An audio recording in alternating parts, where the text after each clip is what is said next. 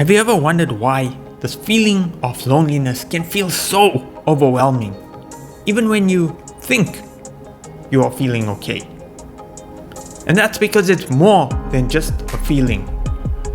Oftentimes, it's a reflection of our hidden traumas and deep-seated beliefs that keep us within the confines of this predicament of loneliness. In this video, I'm going to be diving into these buried experiences that often shape our reality and our relationships and fuels this feeling or sense of loneliness. So join me as I uncover truths and pathways that can help you overcome loneliness. One of the most important realizations when it comes to trauma is to recognize that it's unique to you. There's no judgment in terms of how big or small the traumatic event is. The lens through which every person perceives the trauma is going to be totally different. Someone who is highly sensitive may take something which somebody else considers as very trivial to be of quite huge proportion and traumatic in their life.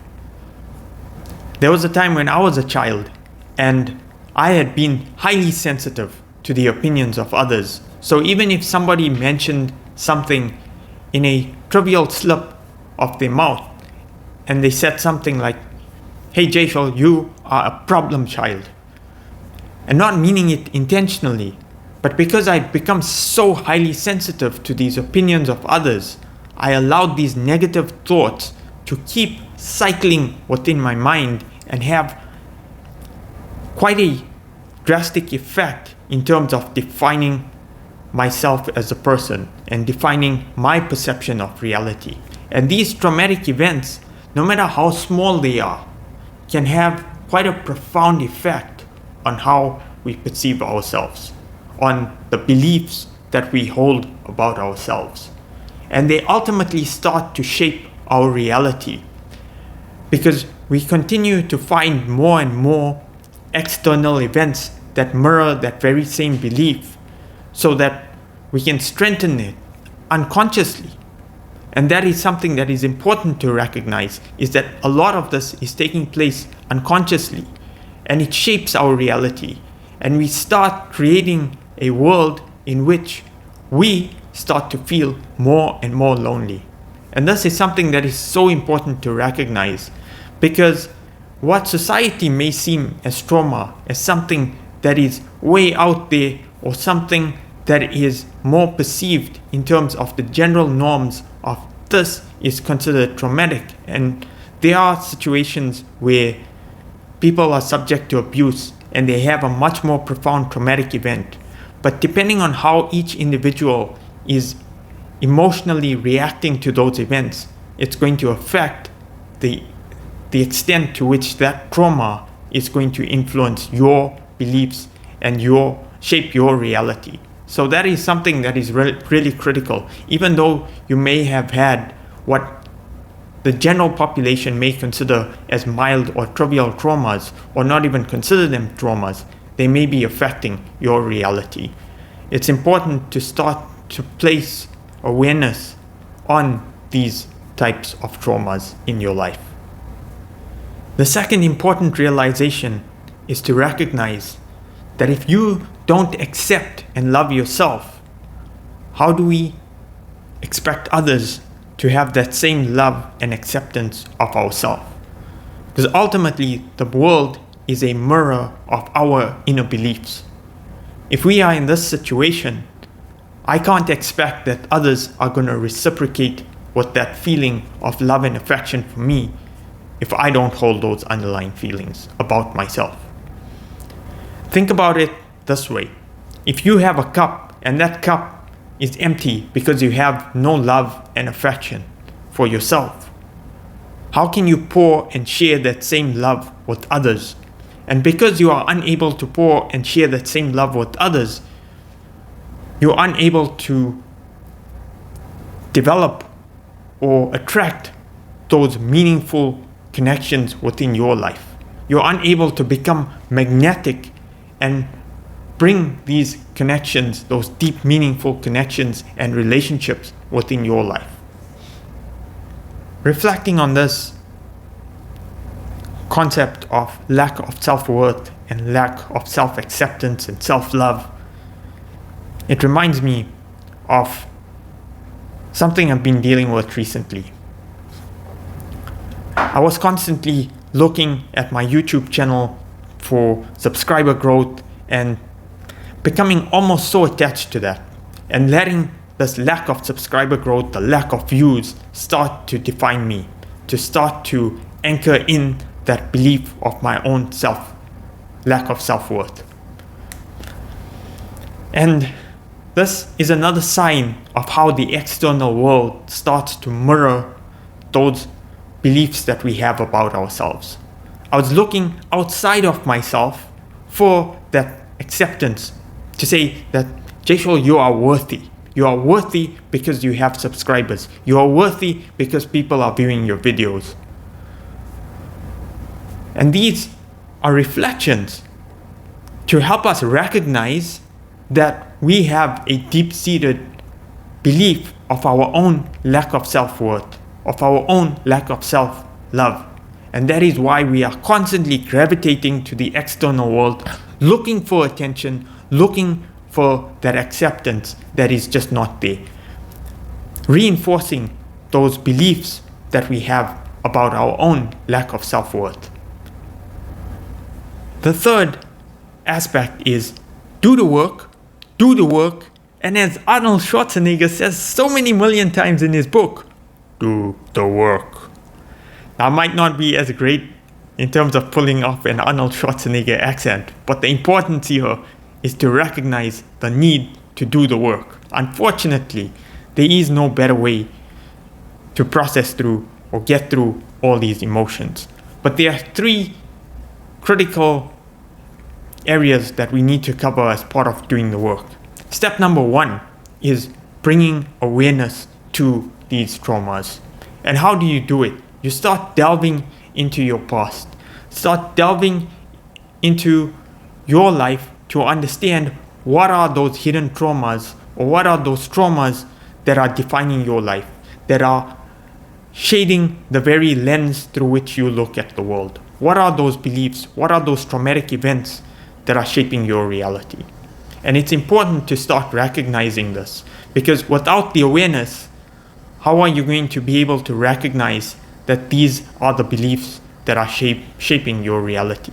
So step number 1 is bring awareness to it. Step number 2, once you have the awareness, now you can go through the processing of these traumas in your life. And what does that mean? It means to start sitting with those emotions, feeling through those emotions, and bringing compassion and self-love to those emotions. Start accepting those emotions and allowing yourself to process through it. And that is a critical element as well, because just having the awareness is not really going to do much of the trick to move you further on this path. And the third and final most important step in terms of doing this work is learning to let go. And this is one that I struggle with. I'm still having so much difficulty getting through this aspect of learning to let go, because once we've identified these traumatic events and these deep-seated beliefs about ourselves and we've done the processing, the next step is to learn to let go, to learn to recognize that these beliefs and these traumas don't need to define our identity. They can be released so that we no longer end up in a situation where we are constantly allowing our lives to be saturated in this loneliness, in this feelings of loneliness, of this feelings of lack of self-worth. And like I mentioned, when it comes to letting go, it's a much harder exercise. It's not easy to just let go, because a lot of these beliefs and traumas have embedded themselves within our subconscious mind. And because they have been deeply embedded into the subconscious mind, depending on how how bad or how elevated those emotional states were, that is going to define how deeply embedded those beliefs are within your subconscious mind, and the amount of repeating patterns that have further reinforced these traumatic beliefs that you have about yourself.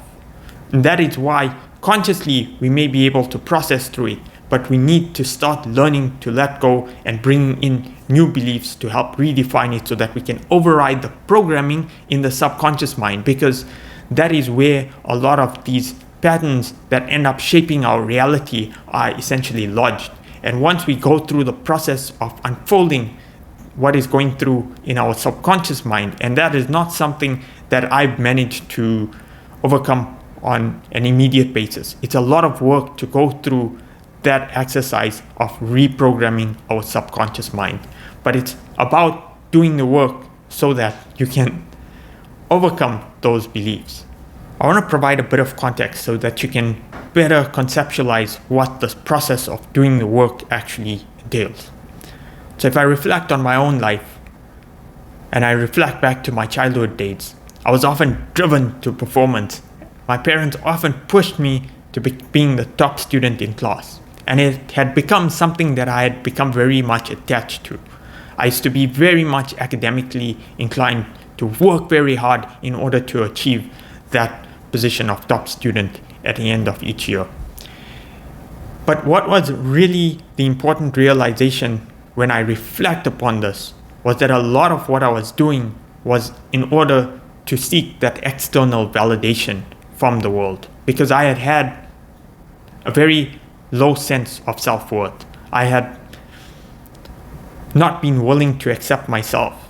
And if I delve into even deeper into it, is to start to recognize, I started recognizing that I was doing this, I was chasing this performance in order to validate myself.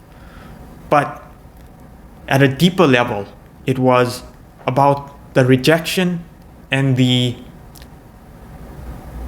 being a social outcast as a child that essentially drove me towards the seeking of external validation. Because of having this sense of rejection, of being rejected by a lot of my peer groups, of being outcast, I had developed a very deep-seated belief about my own lack of self-worth, about not feeling that I belong in this world, that I'm not worthy of the attention of others. So I started seeking that attention from the external world, because it had gone so far that I had been starting to not even have the self-love, any of the self-love. I'd started to perceive myself in very negative ways. And once we start to do that, and we start to seek that validation from the external world, it pushes us deeper and deeper into these traumatic events, because we reinforce that lack of self-worth by seeking the attention and the validation from the outside world. Now I'll take this even further. And if I look at traditional Indian homes, even my circumstances, oftentimes you'll have parents that will drive you towards achieving, and they will push you really hard to achieving certain outcomes in school, to being that top student, being that top scholar in school. And what happens with these types of situations is that your parents may have those same lack of self-worth or lack of societal acceptance, but it may be at the family level, at the family dynamic level. And so they end up pushing their child to achieve this in order to receive that sense of attention as well as validation from the society and the community around them, so that they can look at it and say, hey, look at your child, he's performing so well, you are a good parent. It's that validation that they're seeking from the external world. So it's these traumatic events that are not just at the base level, they go so much deeper, and sometimes it's generational, that they keep repeating in our lives. And it's about bringing the awareness to these beliefs and traumatic events and starting to process through it so that we can let go of a lot of these beliefs that end up holding us back in life, that put us in worse and worse of predicaments in our later stages of life, and only end up repeating these patterns and potentially even pushing it forward to future generations if we don't do the work to process through them. So hopefully that helped to contextualize a lot of what I was trying to convey as part of this video. Now, if any of that resonated with you and you'd like to dive deeper and better understand these feelings of loneliness, I've created an entire series, or I'm in the process right now of creating an entire series. So this is episode 5 in my Navigating Loneliness series. So you may want to check out some of the other episodes to help you navigate through these feelings of loneliness. And as always, if any of what I said resonates with you or added value to your life, then please do like, share, and subscribe. And feel free to comment or leave your comments in the comment section below. And with that, thank you so much for watching, and I hope to see you in my next video.